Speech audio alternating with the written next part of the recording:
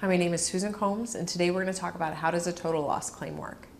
When it comes to a total loss claim, you think about what the word sounds like, total. If you have a total loss, that means that usually your vehicle has been damaged beyond all repair, that it is worth more for the insurance company to give you a check for the value of the vehicle than it is to pay to have the automobile fixed.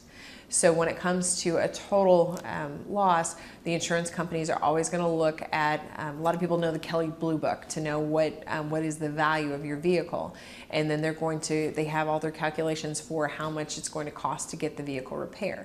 If the vehicle is going, like I said, if it's going to cost more to get repaired than it is to get fixed, then they will total it under the insurance classifications, and they will send you a check for what the current value is of your car.